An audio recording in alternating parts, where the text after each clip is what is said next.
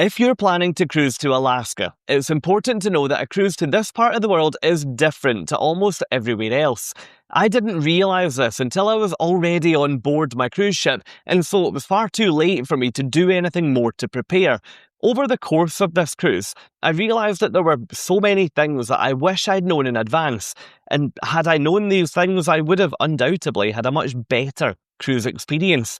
In this video today, I'm going to share what some of these things are with you. I'm hoping that this video will help you to make the most out of your future cruise to Alaska, and it will also help to prevent you making some of the same mistakes that I did. If you've just found me today for the first time, then welcome to my YouTube channel. I use YouTube to share my cruise experiences and my tips and my advice with you. If you like the sound of that, then all you have to do to come with me is click the subscribe button. Now, before we get started talking about all of the things I wish I'd known before taking my first ever Alaskan cruise, let's talk about why it's important for you to choose not only the right cruise line, but also the right cruise ship. The Alaskan market at the moment has more competition than ever. Over the last few years, more and more cruise lines have started to cruise to Alaska. The cruise lines who were there historically have started to deploy additional ships due to the growing demand. It's becoming such a popular place to experience by cruise ship. Every cruise line out there is totally different, and generally speaking, their target audiences are different too. You're probably going to spend a fair bit of time on the ship, so it's worth making sure that you choose one that's the right fit for you. Personally, I chose to cruise with Princess Cruises. I'd heard so many positive reviews about that cruise line in Alaska. They were considered to be among the best at that particular region. But let me know in the comments, what cruise line are you planning to take your Alaska trip with? Now, I mentioned that it's important for you to think about cruise line, but also cruise ship. The term that I apply when I think about cruise ships in Alaska is that you need to make sure your cruise ship is Alaska proof. Now, what do I actually mean when I say Alaska proof? Well, all I mean here is that you need to make sure your cruise ship is kitted out and ready for what Alaska's going to throw at it. It's important that the cruise ship you choose is ready for all weather, because unfortunately, that's exactly what you're going to get when you experience Alaska by cruise ship. Think about things like indoor swimming pools, indoor solariums, maybe thermal suites that allow you to relax in the comfort of a sauna or maybe on a heated lounger while taking in all of the scenery around the ship. Think about things like bars and restaurants and public spaces that have got huge windows to allow you to stay on the inside of the ship where it's nice and warm and dry, but not miss anything that's going on outside. I have seen some cruise ships that go around the Alaskan region, and I think, why on earth did that cruise line pick that ship? Because there's hardly any indoor space that is designed for sightseeing and for looking at the scenery. The passengers on board are all standing around the top deck with umbrellas, with heavy rain jackets on, and they must be absolutely freezing when they head back inside. So let's get started on the things that I wish I knew before taking my first ever cruise to Alaska. But to close off on that, it's so important to think about your cruise line and also your cruise ship. The first thing I wish I'd known before taking my first cruise to Alaska was how rough the Pacific can be on your way to and on your way from Alaska, from ports like Seattle. Now, I actually was okay with this, but two of my friends who I was on the cruise with were not, and they were taken out for the first whole sea day that we were on the ship for. When you cruise from ports like Seattle, you'll have one full day at sea, which will get you up to the Inside Passage. You'll typically then have the same coming back down, and most of the ships will stop somewhere like Victoria on the way back down, or another port up in that direction. What that means is that when you get to the Inside Passage, the ship will, generally speaking, be pretty protected because you've got scenery in the form of mountains on both sides. When you're out in the Pacific, however, it's a different story. It's a pretty exposed body of water, and what I realised is that that can be pretty choppy, even in the middle of July, which is when I took my cruise. All that you have to do to be prepared for that is pack some motion sickness medication so that you don't get caught out like my two friends did. We lost a number of hours on the first day of the cruise, and I would hate for that to happen to you. So yeah, so number one, pack some motion sickness medication. The second thing I wish I knew before taking my first cruise to Alaska was just how busy Alaska was going to be.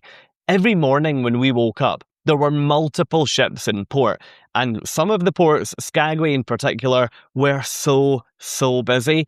In fact, it would very rarely be just our cruise ship in port, and if that ever were the case, it would usually be because another ship was going to join us in a few hours' time. If you're hoping to escape the crowds when you're cruising to Alaska, it's going to be important for you to do a little bit of thinking to make sure that you time it right.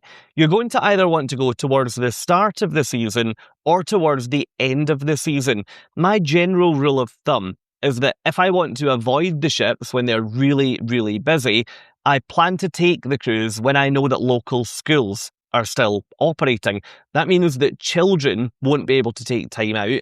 That means that families usually won't be able to travel together, and that therefore means there's a higher chance that the ships will be full of solo travellers, couples, friend groups, rather than big family units who maybe take a cabin that's designed for double occupancy and they put 4 and sometimes even 5 people in that cabin. There's nothing wrong with that. It just makes the ships so much busier and it makes the ports so much busier. So yes, if you want to escape the crowds, aim for the start of the season or the end of the season and try to avoid that mid-summer window, because honestly, mid-July in my case, it was so busy. The third thing I wish I knew before taking a cruise to Alaska was that I didn't need to worry too much about packing. Before taking this cruise, I was really quite stressed about what to pack. I didn't have any of my immediate friends and family to speak to about Alaska because none of them had been there before. In fact, I didn't actually really know anyone that had been. Yes, I did some research here on YouTube, but I was just so panicked that I was going to pack completely the wrong things. It felt really weird for me to be packing things like a woolly hat, gloves, a scarf, a Gore-Tex jacket for a cruise midsummer, but I'll tell you now, I'm so glad that I did. Now, the point here is that I wish I knew I didn't need to worry, because it's actually not that complicated. Just pack layers, pack waterproofs, pack walking boots. You'll be absolutely fine. At the end of the day, if you forget something, you're generally speaking going to be getting off of your cruise ship in relatively built up areas. So it's really quick and easy to nip into a store to buy something if you need it. You're not going to the outback where you're not going to see anyone or anything for hours. So honestly, my big bit of advice to you is don't not enjoy the build up to your cruise because you, like me, are stressed about what to pack. Honestly, apply common sense and you will be fine. The fourth thing that I wish I'd known before cruising to Alaska was that it's important to spend time planning what you want to do every day when the cruise ship's docked in port. This one might sound quite simple, but often when I cruise, I'll do my port planning when I'm on the ship. I'll come back to why I couldn't do that shortly. But what I did realise very quickly after visiting 1 or 2 Alaskan ports is that these ports are so different to so many of the others that I was used to. I had looked on Google, I'd seen the top things to do, and I pretty naively assumed that most of the attractions would be right by the cruise port. That wasn't the case at all. And in fact, if I wanted to go to a glacier when we were docked in Juneau, for example, I would really have to be prepared because I'd have to take an excursion, a tour, or public transport to get me out to the glacier to then get back in time without risking missing the ship. That was the case at a number of ports, and to be honest, I just really wish that I'd spent more time in advance planning what to do. Now let's move on to number 5, because number 5 explains pretty clearly why I couldn't plan what to do while on board the ship. Number 5, I wish I'd known that general connectivity would be really unreliable in this region. On this topic, I'm referring to phone signal, and I'm also referring to Wi-Fi connectivity, including on the ship. Going back to my previous point, I tend to spend lots of time during a sea day at the start of the cruise planning what I want to do in ports as the cruise goes on. I was so surprised to find that my Wi-Fi connectivity in Alaska was almost non-existent compared to my other cruises. That made port research incredibly difficult. I, before taking this trip, had assumed that the Wi-Fi situation in Alaska would probably be similar to when I cruised to the likes of the Norwegian fjords, but it was so much worse. Some days of the cruise, we couldn't get connected at all, and when we could get connected, it was incredibly slow. Now, I should mention that since my cruise, loads of cruise lines have rolled out Starlink internet connections. That should mean that the connectivity in parts of the world like Alaska are a lot more reliable than they were before. But if you want my big bit of advice, it would be to spend time before you even head to the port planning what to do and doing your research, and don't rely on the internet when you get on board, because in my experience, it's really, really unreliable. Number 6, I wish I knew how varied the weather can be in this part of the world. As I mentioned a few times, I cruised in July, and it was both cold and also warm. Now, when I say that, I'm not referring to as the cruise went on. I mean, some mornings we'd wake up and it would be cold, and then a few hours later in the afternoon, it would be warm. On some days, it would change multiple times, going cold, warm, and it really did make it a bit of a nightmare when you were packing your bag to go off the ship in the morning. There was even one of the ports, Skagway, where it was cold in the morning when I left the ship. I then went back at lunchtime to change into shorts and t-shirt, and by the time the ship sailed away, I was wearing jeans and a jumper again. It was so changeable. I wish I had known how varied it could be before my cruise, so that I would pack things like trousers that I can unzip to turn into shorts, or even lighter layers that I can take off and throw in my bag, and they're fine. I was probably a little bit more prepared for it being cold, but I wasn't really very well prepared at all for it getting warm, certainly not on the same day of the cruise. Number 7, I wish I'd known that the popular shore tours and excursions would sell out way before the cruise even departed. As I mentioned earlier, there will be lots of ships cruising around the Alaskan region when you're there. There's also going to be a lot of passengers on those ships, and that means that demand for things like shore tours and excursions will be high. When I was there, I really wanted to experience the White Pass and Yukon Route Railway, but this was completely sold out.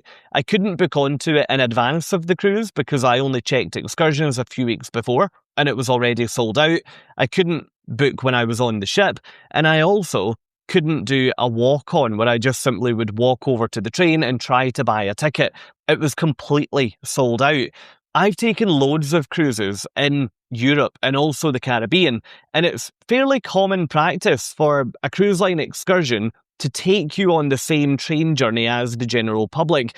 But in the case of Alaska, that simply wasn't possible, because you would find that Royal Caribbean, for example, would book 3 carriages, Holland America Line would book another 3, Carnival would book 1, Disney Cruise Line would book another, Norwegian Cruise Line would book 1, and very quickly there was just no availability for the public to go on that train ride. It was something that I had completely overlooked. So yes, I wish I had known that excursions and tours would book out well in advance. So my top tip is to go online onto your cruise account a couple of months before the cruise and pick out any big ticket items that you really, really want to do.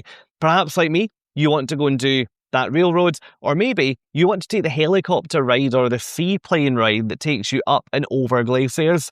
Some of the tours are incredible, but if you want to do any of that, another one is whale watching actually. It's very, very popular. If you want to do anything like that, book it before you even get on the cruise. Number 8, I wish I'd known how likely wildlife sightings are when you cruise to Alaska. I didn't have any camera equipment with me, nor did I have things like monoculars or binoculars. But since I've come home, I've since invested in a monocular that I take on all of my cruises with me.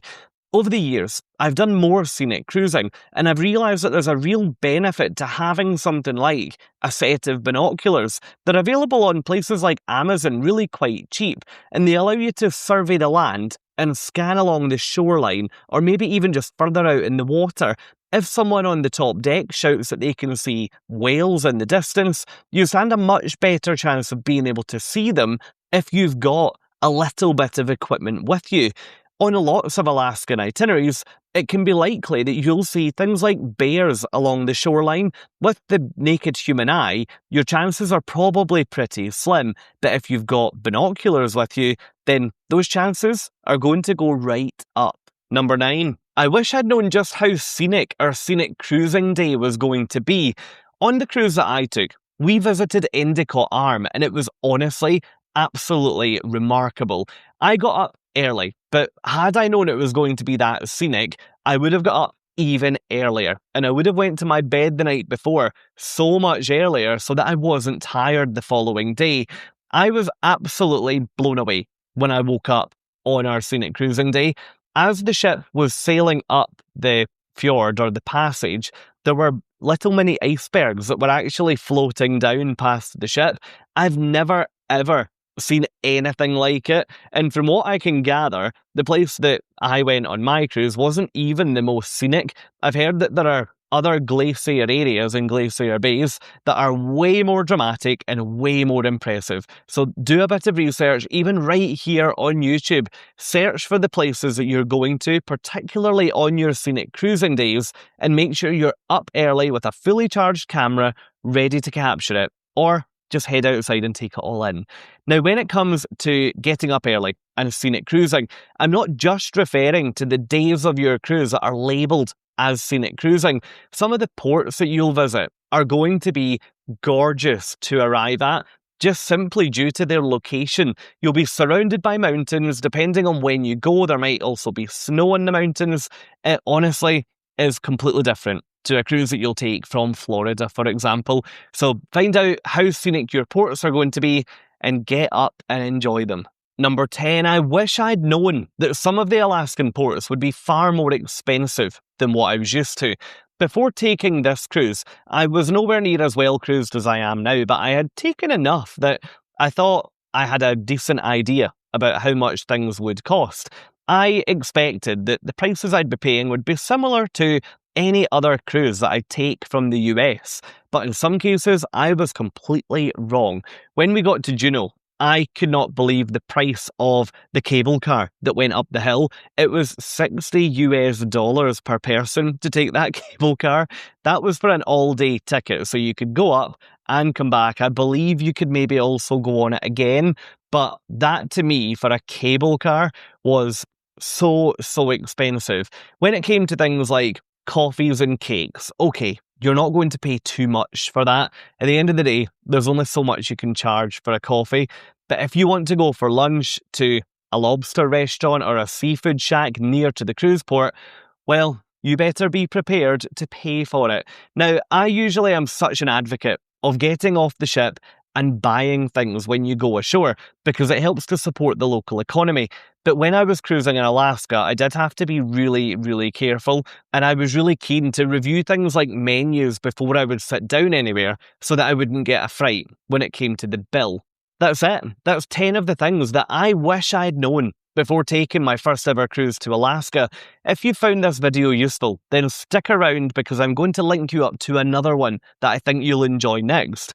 But before I do, if you have enjoyed this video, then please support my channel by simply clicking both the thumbs up and the subscribe buttons. And now come and join me over in this video. Before I took my first trip to Alaska, everybody told me to book a balcony cabin. I didn't, and I really don't regret it. Over in this video, I share with you exactly why I tend to cruise on the inside of the ship rather than splurge on a balcony cabin or stateroom. Thank you for watching this video, and I'll hopefully see you over there next.